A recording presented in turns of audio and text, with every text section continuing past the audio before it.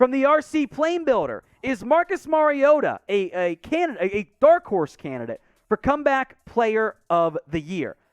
I think dark horse, sure. I would be surprised if he won, but that's what makes him a dark horse, right? He definitely qualifies since he didn't do much of anything last year or in several years. I think some other candidates, Michael Thomas, Christian McCaffrey, maybe Jameis Winston too, have better chances. But if you want to throw some money on Mariota as a dark horse, sure. I think he's a good scheme fit for the offense. I just think Atlanta's not going to win enough games overall to get him that national hype you need for that type of award.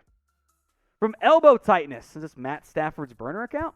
I saw any of the Falcons trading for Kareem Hunt. Thoughts? Dumb? Doesn't make sense? I'm sorry, but trading for Kareem Hunt is adding a win-now move, right? You're adding a veteran back who would probably be your RB2. Now, you drafted Tyler Algier in the 5th round. You got Darrell Williams' depth as kind of 2A, 2B there. Cordero Patterson's fine, but the Falcons are not a contender. I'm sorry. So why are you trading draft picks for a running back? That doesn't make sense to me at all. Just kind of feels like a bad idea, to be blunt. Now, we have not done this in a while here on the main Chat Sports channel. I love it and I hate it. I'm asking you to trigger me in the comment section with bad trade ideas. Because what ends up happening is I go back to the comment section 2 days later or whatever, and I forget I asked this question. And then I end up triggering myself. So it's a self-fulfilling prophecy there. Get in the comment section and trigger me with some bad trade ideas. From Tristan Bravo, should someone trade for Dion Jones? No. I don't think anyone's making a move right now for Dion Jones. He had the shoulder injury in the offseason. Then he went on IR this year, so he's not healthy right now. He's expensive. Kind of feels like the Falcons are just playing the waiting game with Dion Jones. They're going to keep him for now. Next year, he's gone. If he comes back this year, great. Kind of feels like both sides don't want to be involved with each other that much anymore. So we'll wait and see, but I don't think anyone should trade for Dion Jones right now. It's too expensive, and he's not healthy. Saying, will Desmond Ridder start this year? Yes, I think he will. I think Marcus Mariota is probably going to go 1-5, 1-6, something like that. They bring Ridder in. I wish it was a better situation for Desmond Ridder, but he should absolutely start this year. He looked better than Marcus Mariota did in preseason. Seattle pick 1 with Young. Second is Falcons with C.J. Stroud. Third is Texans with Anderson. I don't think the Texans are going to be picking in front of the Jaguars. However, let's say the Texans can trade up. They have a lot of picks. You use those assets to trade up to get Will Anderson. It's certainly possible. But if the Texans add Anderson, the young talent they'd have on that football team would be through the roof. Saying, how many touchdowns will Kyle Pitts have? I'd say 7, maybe 8. He's going to have a lot. If you have a chance to draft Kyle Pitts, you should do it because he's going to have a really big year because Calvin Ridley's out for the year because he was betting on sports. So, yeah, Kyle Pitts going to have a breakout year. Dark horse Super Bowl contender. It's a great question. Honestly, might be the Minnesota Vikings because this is a team that I think is going to win maybe 11 or 12 games, sneak into the playoffs, not sneak in, but comfortably make the playoffs, and maybe sneak to, let's say, an NFC championship game. This might be like the Bengals of this year, the Vikings. Here are some other Super Bowl dark horse teams to watch.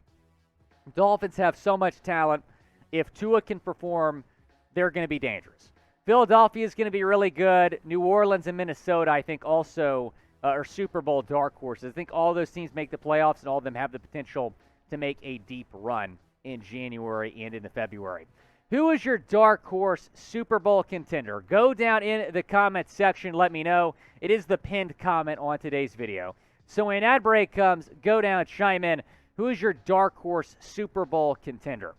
The Panthers play the Browns next week. I need a full breakdown on what will happen and end it with a game prediction, please. I like this question, NFL kid.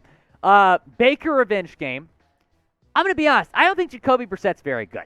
I just don't. Last year in Miami, he was mediocre. He's a decent backup, but can he start and play at a high level starting? I don't know. But Baker Mayfield, man, I'm surprised he's talking as much as he is. He's given the Browns a lot of bulletin board material. But I still think that the Panthers are going to win. In fact, I think that it's going to be a close game until the very end. I think it'll be like a 3-point Panther lead going into the fourth quarter.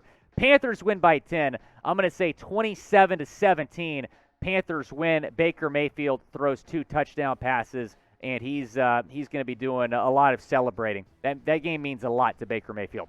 Now, if you want NFL, NBA, and college football coverage all year long, hit that big red button and subscribe. We are Chat Sports, have videos every day, oftentimes multiple times per day on everything going on around the NFL.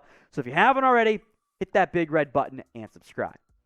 Do you ever see the NFL changing their overtime rules to have a winner then having a tie? I appreciate that question, Mr. Sports, because I actually have a great idea. I think producer Jeremy Chugg's going to like this idea. So I understand the whole player safety thing, why they don't want to play a second overtime. But here's what you do. Here's my idea. If overtime ends in a tie, you know how like soccer has PKs and hockey has shootouts. You have a kickoff between the two kickers. They start at the 10-yard line. Both kickers make that kick. They move to the 20. Both kickers make that kick. They move to the 30. Then move to the 35, 40, 45, 50, 55, so on. And then whoever misses, loses. I love it. It's a great idea. And then kickers are going to be very valuable in those type of situations. So the overtime rule should be changed. I mean, in American sports in the year 2022, there should be no ties. That should be illegal. They should change the rule. I think that'd be a lot of fun. A little kickoff, I don't know what they'd call it, kick, shootout. I don't know, but it should happen. All right, from Vince, who is the most likely real upset in week 1? Okay, so you're talking about real upsets. So I will use the Vegas odds from that standpoint to help determine the upsets. The Vikings are not nearly as big of a underdog as I would think that they are, or that they should be from that standpoint. That's kind of interesting. I do like the idea of the meme upset of Joe Flacco beating the Ravens.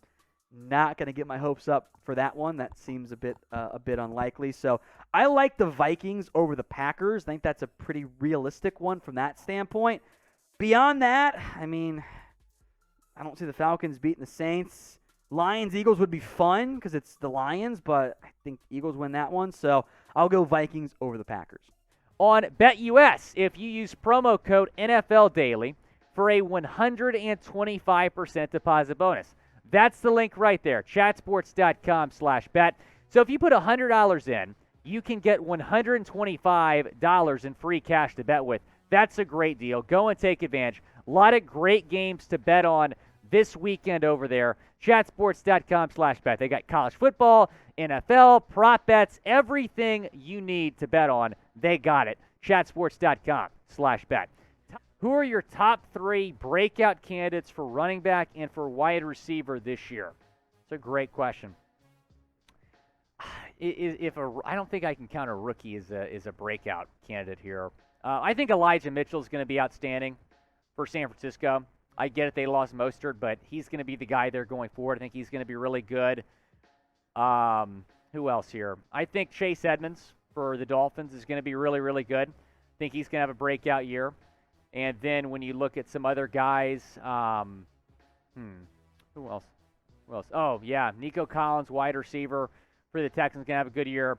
I think Jalen Waddle, I don't know if I call it a breakout year because he's really good in his rookie year, but when you look at what he did in his rookie year, like that was against CB1s. He's going to make CB2s look silly this year. Nico Collins for the Texans, as producer Jeremy Chuggs mentioned, he's going to have a really big breakout year as well. Again, Dameon Pierce, I think, is going to have a good year. Here's another breakout candidate. Devontae Smith? Yeah, he might be good. Because now they have A.J. Brown. He takes a lot of pressure off him. So, yeah, Devontae Smith, too, in Philadelphia, I'd say, is going to have a breakout year. What do you think about QB Will Levis from Kentucky? Michael, you're asking the right guy. I am a big Will Levis fan.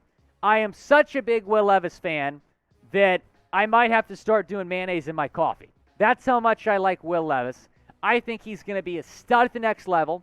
I think he has everything it takes to succeed at the next level. He looked great in their first game against Miami of Ohio. Won me some dough. I appreciate Will Levis. I think Will Levis from Kentucky is the real deal. I think he's going to be the 3rd quarterback taken in this year's draft. should say next year's draft, behind C.J. Stroud and Bryce Young.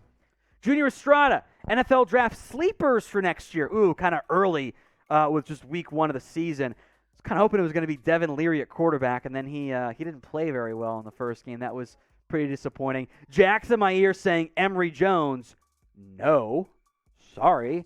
Overall, it's a little early for draft sleeper conversations. If you check out the channel, I did some week 1 winners that I was pretty impressed by from that standpoint. Some losers in there as well. Like Mayan Williams, not a guy on my radar, even though he played for Ohio State. Played awesome. Rasheed Rice, SMU, good sleeper name in there. FSU had some receivers flash in that opening game as well. The Charlie Jones from Purdue, I think is maybe a good example. Like Buffalo, Iowa, Purdue transfer, balled out in his first game for Purdue. That's a good name to keep an eye out for as well. Oh, and the South Dakota State tight end. I forget his name. That's a good one. UNC, Panther, King, Animan, Marvel. Think the Jags could make the playoffs this season. I think they're going to be better this year, which is a very low bar to clear, I know. And of the AFC divisions, the South is the least of the group, just barely behind the AFC East. Can they beat the Texans twice? Yes.